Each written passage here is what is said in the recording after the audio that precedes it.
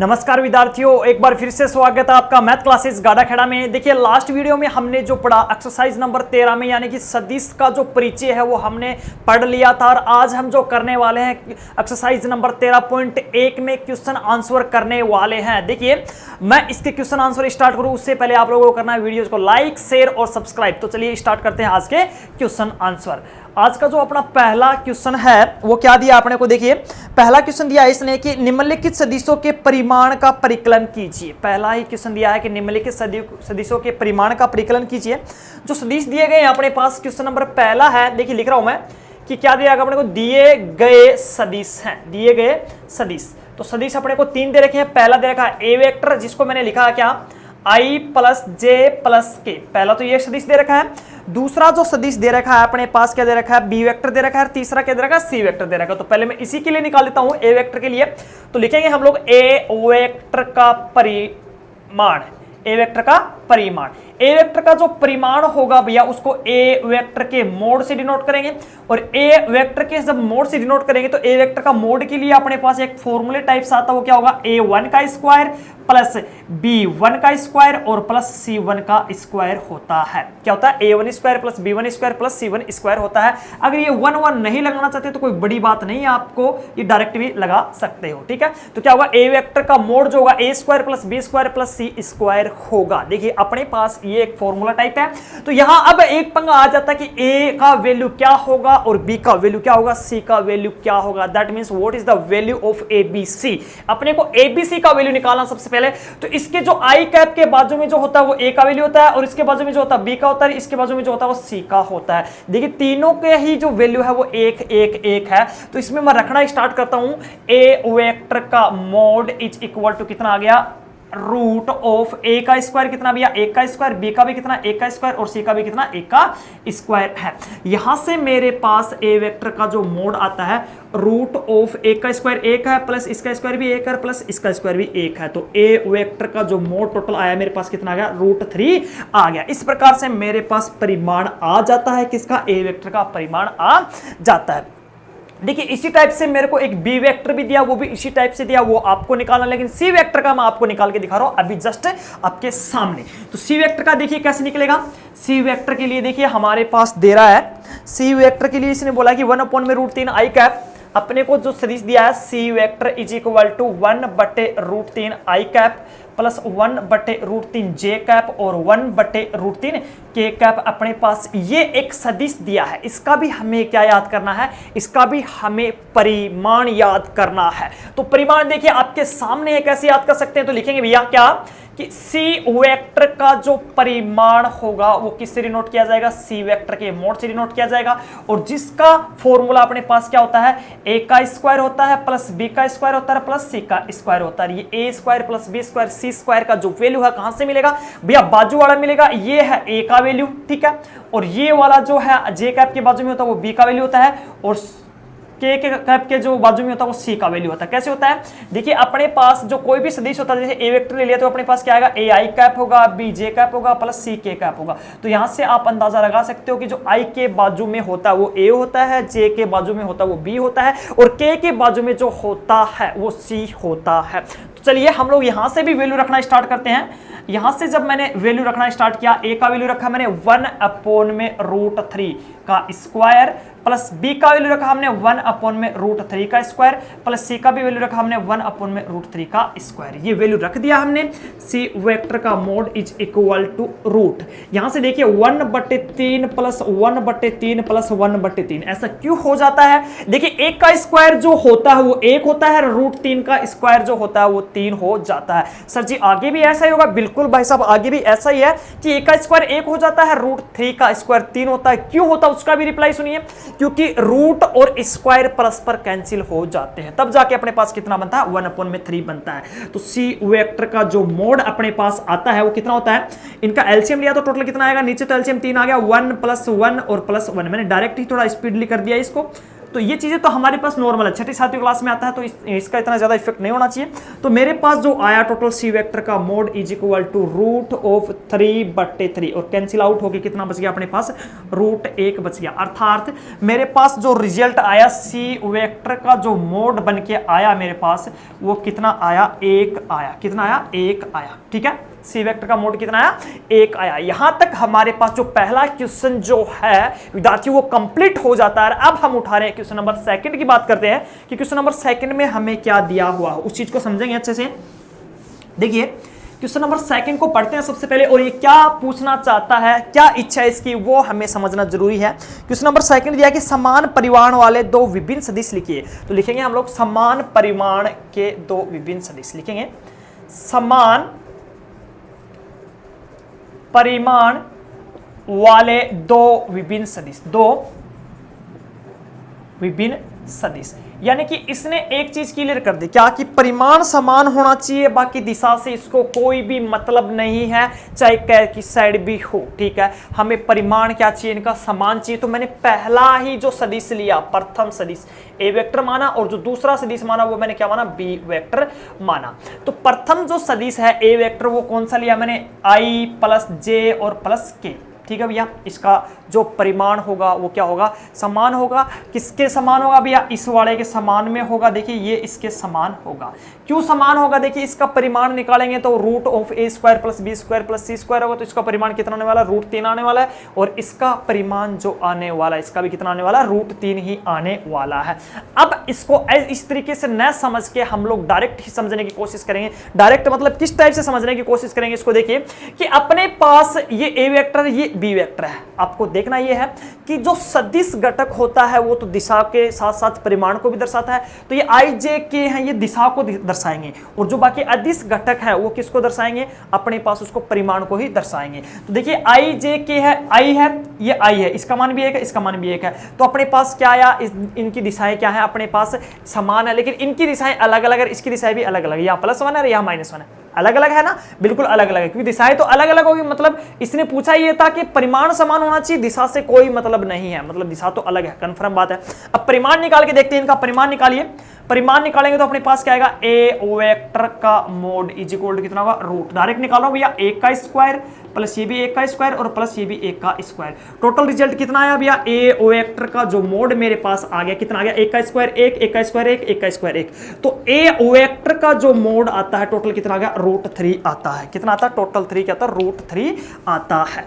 ये मेरे पास ए वेक्टर का परिमाण आ जाता है। इसी टाइप से एज दिस टाइप हम लोग जब वैल्यू निकालते हैं बी वेक्टर का वैल्यू, बी वेक्टर का मोड निकालते हैं ना, परिमाण, तो बी वेक्टर का भी कितना होता है, √a² + b² + c² होता है। यहां देखिए 1 का स्क्वायर होगा प्लस बी का वैल्यू कितना भैया, -1 है। कितना है, -1 है। देखिए यहाँ तो ये मैंने -1 का स्क्वायर का किया, प्लस ये भी कितना, -1 का स्क्वायर कर दिया। तो यहां से क्या आएगा, बी वेक्टर का मोड इज इक्वल टू √1 का स्क्वायर 1, इसका भी 1 और इसका भी 1। क्यों हो गया, क्योंकि -1 का जो स्क्वायर होता है वो कितना होता है भैया, प्लस का 1 होता है। कितना होता है, प्लस का 1 होता है। तो बी वेक्टर का जो मोड मेरे पास आ गया, √3 आ गया।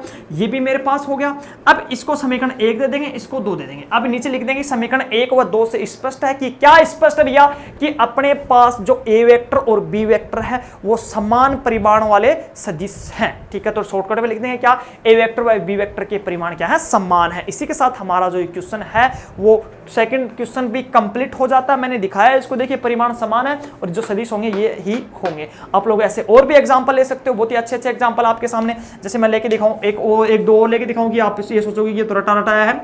देखिए 2 है, 2i ले लिया, प्लस 3j ले लिया और प्लस 4k ले लिया। ठीक है, मान लेते हैं।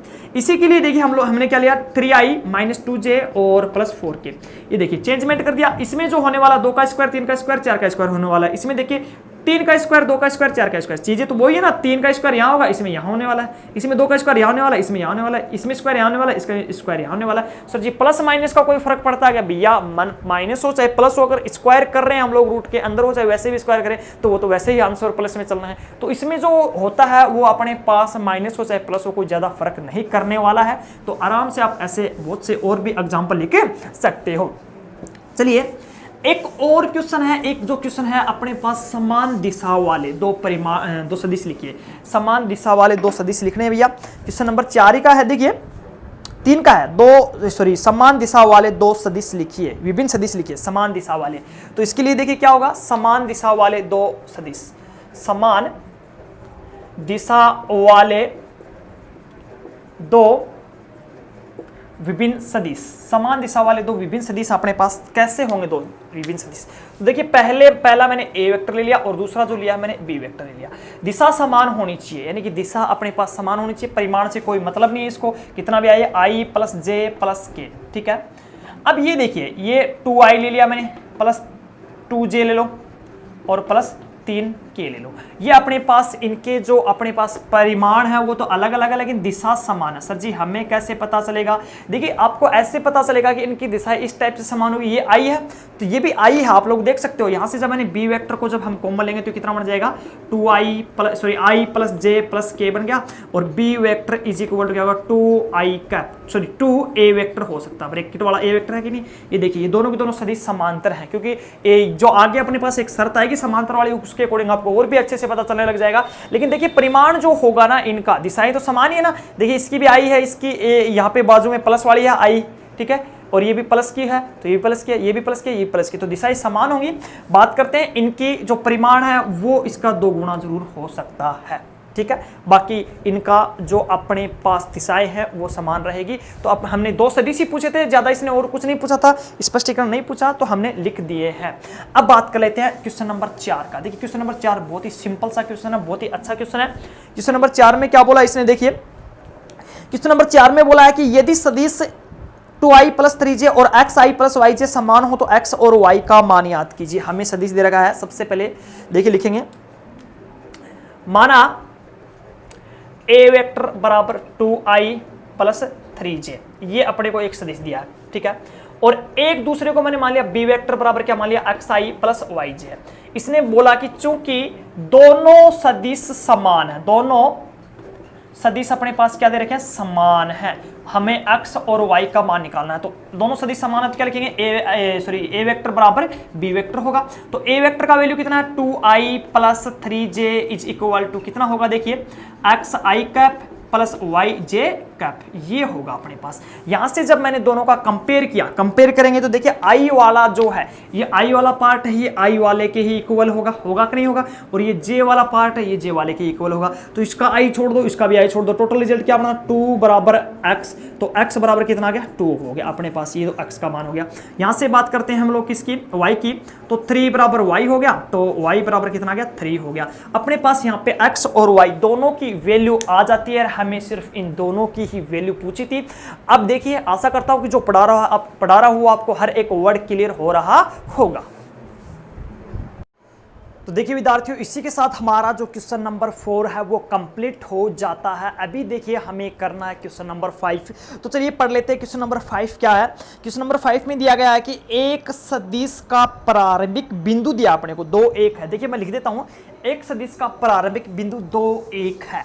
तो सबसे पहले हमें दिया गया है कि सदिश का प्रारंभिक बिंदु है, चलिए क्वेश्चन ही लिख देता हूं मैं। देखिए क्या दिया है कि एक सदिश है अपने पास, ठीक है, सदिश का प्रारंभिक बिंदु है, शॉर्टकट में लिखा भैया प्रारंभिक बिंदु कौन सा भैया, 2 और 1 है। ये अपने को क्वेश्चन दिया क्या, एक सदिश का प्रारंभिक बिंदु क्या दिया अपने को, 2 1 और अंतिम बिंदु -5 7 है। क्या लिखा अपने पास, और अंतिम जो बिंदु है, अंतिम बिंदु जो है कितना है, -5 है और 7 है। अंतिम जो बिंदु है -5 और क्या है अपने पास दिया है, 7 है। इस सदिश के अदिश एवं सदिश घटक याद कीजिए। क्या लिखा भैया, सदिश एवं अदिश घटक याद करने भैया, ठीक है। तो लिख रहा हूं मैं, अदिश एवं सदिश घटक याद करो। अपने को अदिश एवं सदिश घटक ज्ञात करने हैं। ये अपने को दो चीजें याद करके दिखानी है। इसमें देखिए किस टाइप से याद करेंगे। अब आपके माइंड में एक चीज तो पहले ये आनी चाहिए कि सबसे पहले हमें क्या पढ़ना है, क्वेश्चन पढ़ना अच्छे से। इसने क्या बोला कि एक सदिश का प्रारंभिक बिंदु, जो प्रारंभिक बिंदु है वो कितना दिया गया अपने को, 2 1 दिया गया है, ठीक है। और जो अंतिम बिंदु दिया गया है वो क्या दिया गया है, -5 और 7 है, -5 और 7। तो चलिए हमें एक चीज तो क्लियर होनी चाहिए कि हमें सदिश के सदिश और सदिश घटक याद करने हैं, हमें सदिश के अदिश और सदिश घटक याद करने हैं। तो सबसे पहले हमारे पास सदिश तो होना चाहिए ना, सदिश ही नहीं है यहां तो, अरे भाई साहब यहां सदिश ही नहीं है, तो हमें क्या याद करना, सबसे पहले हमें क्या याद करना, हमें सदिश याद करना है। तो सदिश याद कैसे करेंगे दो बिंदुओं से, तो देखिए मैं लिख देता हूं कि प्रारंभिक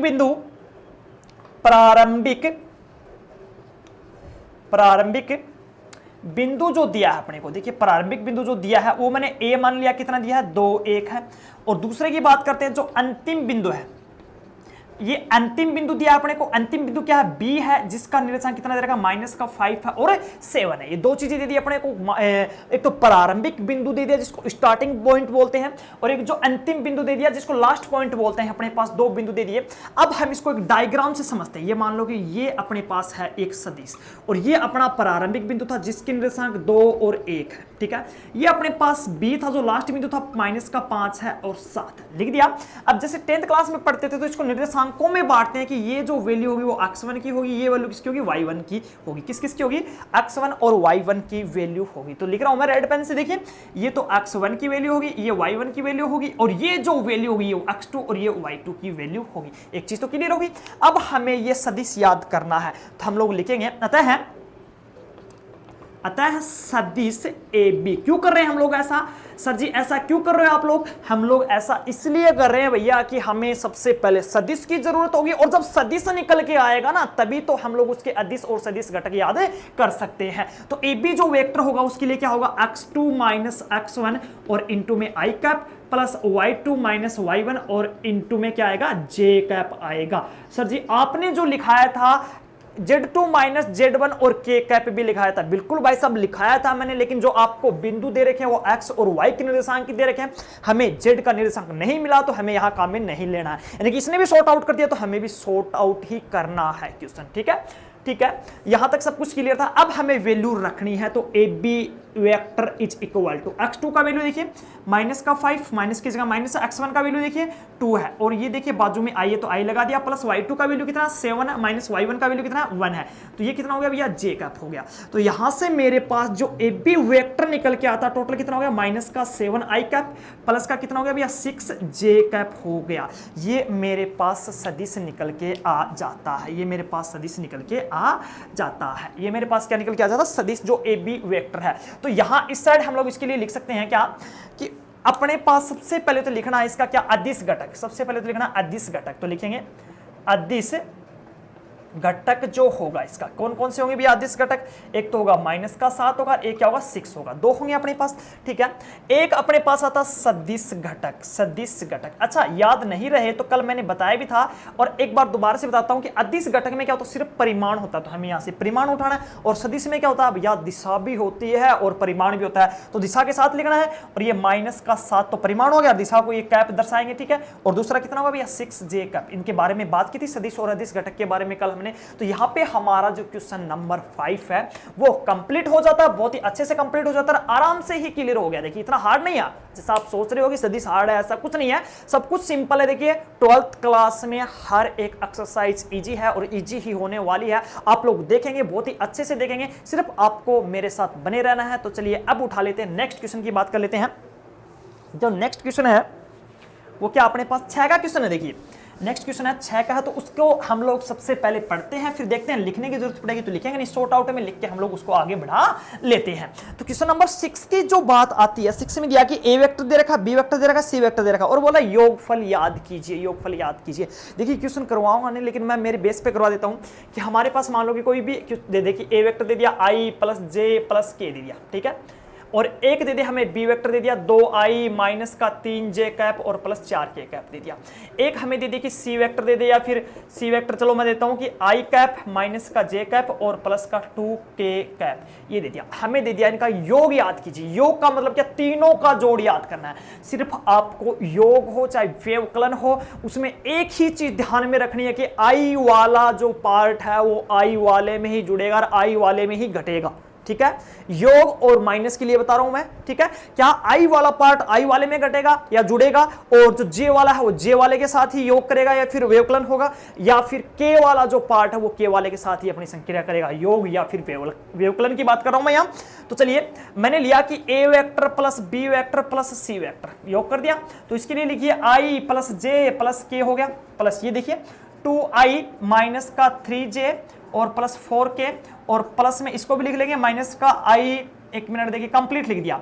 अब आपको देखना यह है कि इसका i, ठीक है, देखिए इसमें भी 2i और इसमें भी 2i, तीनों जोड़ के टोटल कितने हो जाते हैं भैया 4i कैप हो गया, प्लस ये j 1j माइनस का 3j और ये माइनस का 1j, ये माइनस का 4j में से 1j गया तो कितना आया भैया माइनस का 3j बचता है।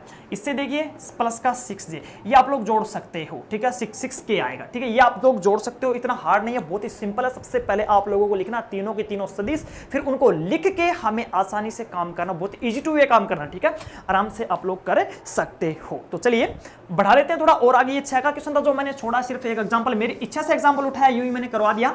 आप लोग जो क्वेश्चन दे रखा है वो सोल्व करें, आपकी प्रैक्टिस बनती रहेगी। तो चलिए अब करते हैं क्वेश्चन नंबर 8 का। 8 का क्वेश्चन क्या है कि सदिश PQ के अनुदिश एक मात्रक सदिश याद कीजिए जहां बिंदु P और Q क्रमशः निम्न है। देखिए क्वेश्चन की बात तो बाद में करेंगे, सबसे पहले बात कर लेते हैं हम लोग मात्रक सदिश की। मात्रक सदिश क्या था? मात्रक सदिश, मात्रक सदिश सर जी इकाई सदिश था। कौन सा था? इकाई सदिश। इकाई सदिश भी था सर जी, उसी को एकांक सदिश भी बोलते थे। जी हाँ भैया, उसी चीज को एकांक सदिश भी बोलते थे। से ए वेक्टर है, ए वेक्टर कोई सदिश है तो उसका जो एकांक सदिश होता कैप से दर्शाते थे, और ए वेक्टर बटे ए वेक्टर का मोड होता था, ये होता था। अब बात करते हैं कि मोड क्या होता सर जी? अरे मोड अभी तो पढ़ा हमने, क्या परिमाण होता है। परिमाण बोले तो root of a square plus b square plus c square, वही तो चीजें हैं। कुछ हार्ड है क्या? कुछ भी हार्ड नहीं है। ये होता अपने पास मात्रक सदिश निकालने का मेथड। बात करते हैं मात्रक सदिश निकालने की अभी। तो इसने बोला क्या कि सदिश PQ के अनुदिश मात्रक सदिश याद कीजिए। क्वेश्चन लिख देता हूं मैं, सदिश PQ के अनुदिश मात्रक सदिश याद कीजिए। सदिश PQ वेक्टर के अनुदिश मात्रक सदिश याद कीजिए। क्या याद करना? मात्रक सदिश याद कीजिए, ठीक है। मात्रक सदिश याद कीजिए जहां बिंदु P लिखेंगे, जहां बिंदु P, जहां बिंदु P और Q, जहां बिंदु P और Q 1 2 3 है, 1 2 3 है, और 4 5 6 है, और 4 5 और 6 है, ये अपने पास आता है, ठीक है। हमें देखिए करना क्या, सदिश PQ वेक्टर के अनुदिश मात्रक सदिश याद करना। तो देखिए PQ वेक्टर अगर अपने पास कोई सदिश है तो इसका मात्रक सदिश क्या होगा? PQ वेक्टर का, सॉरी PQ का कैप बटे PQ वेक्टर और बटे में PQ वेक्टर का मोड। अब ये इतना प्रोसेस करने के लिए आप लोग देखिए, अगर मात्रक सदिश निकालेंगे तो PQ का कैप तो PQ वेक्टर और बटे PQ वेक्टर का मोड, ये चीज है। और इतना प्रोसेस करने के लिए हमें किसकी आवश्यकता है? सबसे पहले आवश्यकता जो पड़ेगी PQ वेक्टर की आवश्यकता पड़ने वाली है। अब बात करते हैं कि PQ वेक्टर कहां से निकलेगा। आई बात समझ में कि PQ वेक्टर चाहिए सबसे पहले, सारा प्रोग्राम बाद में होगा भैया। क्या होगा? सारा का सारा प्रोग्राम बाद में होगा। यानी कि आपने एक बात तो समझ में आ गया कि ये क्वेश्चन सोल्व करने के लिए भैया अपना ना जो चाहिए PQ वेक्टर चाहिए सबसे पहले, ठीक है। तो PQ वेक्टर निकालना, PQ वेक्टर के लिए आपने बिंदु दे रखा, P का निर्देशांक ये रहा और Q का निर्देशांक ये रहा। दोनों से आप अभी भी जो पिछले क्वेश्चन करो था ना, 5 को जो क्वेश्चन करो था वो आई तो करो था कि किस हिसाब से किया था हमने कि दो बिंदुओं से जाने वाला जो सदिश था वो याद किया था। तो हम लोग इसको कर लेंगे, आंसर लगाएंगे। सबसे पहले आंसर लगाया तो लिखेंगे कि बिंदु P जो कितना भैया 1 2 और 3 है, और लिख देंगे बिंदु Q जो दे रखा अपने क्या 4 5 और 6 दे रखा है। अब हमें लिखना है कि ये अपने पास एक रेखा है, और ये क्या अपने पास P है, 1 2 है और 3 है, और ये क्या है Q है जो क्या 4 5 और क्या 6 है।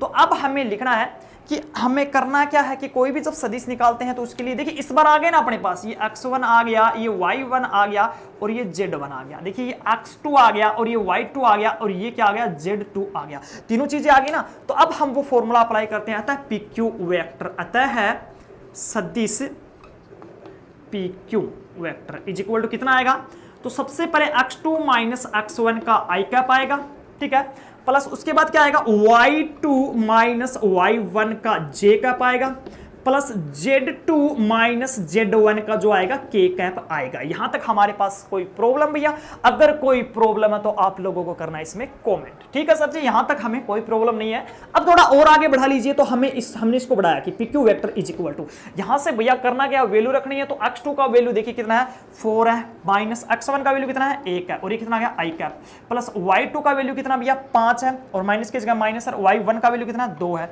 ये कितना आ गया जे कैप है, प्लस Z2 का वैल्यू कितना भैया 6 है, और माइनस Z1 का वैल्यू कितना 3, और ये कितना K कैप है।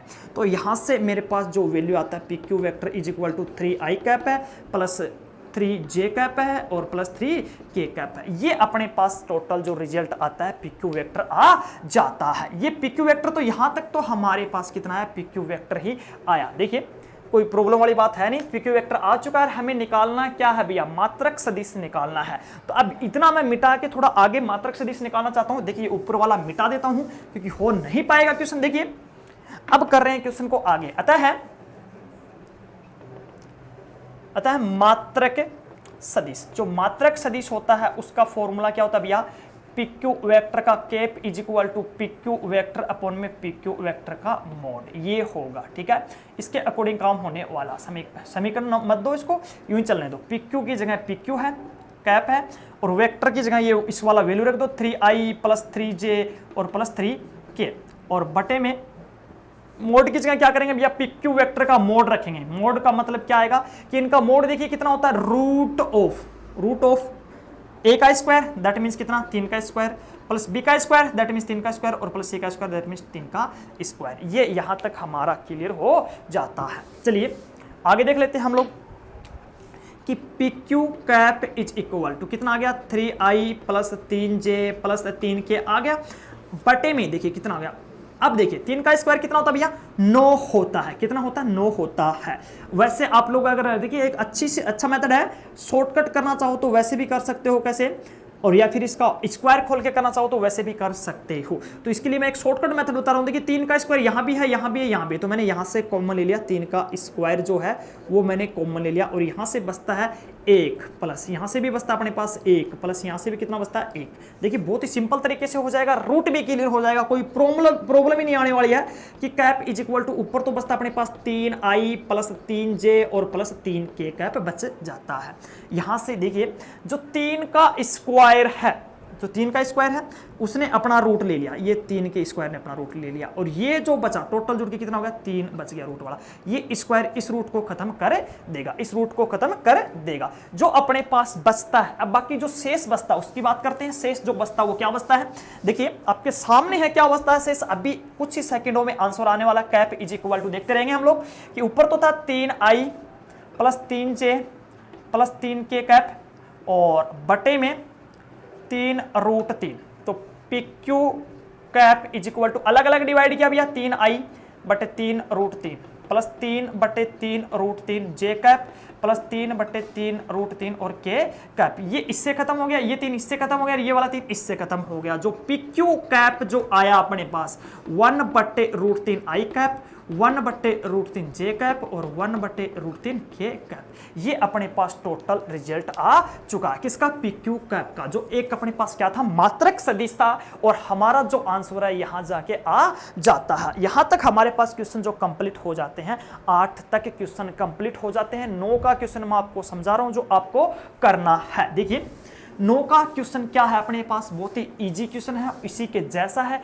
इसने हमें ए वेक्टर का वैल्यू दिया है, देखिए ये मान लेते हैं कि कोई ए वेक्टर सदिश दिया है, फिर दिया इसने बी वेक्टर सदिश दिया है, फिर बोल रहा है कि A vector plus B vector के अनुदिश मात्रक सदिश याद करना है। तो मैं आपको इसका कॉन्सेप्ट दे देता हूं, आप लोग करेंगे घर बैठ के आराम से प्रैक्टिस। तो सबसे पहले ए वेक्टर प्लस बी वेक्टर निकालेंगे, यानी कि इनको और इन दोनों को जोड़ के अपने पास एक जो ऐसा टाइप का सा एक मान लेते हैं कि एक सदिश आएगा, आ गया इस टाइप का सा एक सदिश आ गया। अब इस सदिश ये आ गया, इसकी वैल्यू डायरेक्टली हमारे पास ये आ गई, ये अपने पास वैल्यू आ गई, तो हमें इसका कैप निकालना, तो कैसे निकालेंगे, ए वेक्टर प्लस बी वेक्टर, ठीक है। ए वेक्टर प्लस बी वेक्टर का यहां कैप लगा दो, या फिर इसको हम लोग ए वेक्टर प्लस बी वेक्टर को हमने कोई भी नया सदिश मान लिया आर वेक्टर, तो उसको हमने कैप लगाया, ठीक है। या फिर नया सदिश मान लिया ना आर वेक्टर, तो आर वेक्टर क्या आ गया अपने पास, देखिए ये सिस्टम आ गया, आया या नहीं आया। ये आने के बाद हम लोग इसका जो मात्रक सदिश निकालेंगे तो cap is equal to r vector बटे आर वेक्टर का मोड, वही प्रोसेस होने वाला है, कुछ भी नहीं है। थोड़ा सा क्वेश्चन को इसने घुमाया इस बंदे ने, और कुछ भी नहीं है, इजी टू वे आपके सामने क्वेश्चन हो जाएगा। आप लोग घर पे बैठ के प्रैक्टिस करते रहिए और वीडियोस को लाइक करती है, ज्यादा से ज्यादा शेयर करते रहिए, और जो स्टूडेंट नए आ रहे हैं प्लीज वो सब्सक्राइब करते रहिए। तो आज का जो सेशन है हम लोग यही खत्म करते हैं, बाकी मिलते हैं कल की वीडियो में, तब तक के लिए धन्यवाद।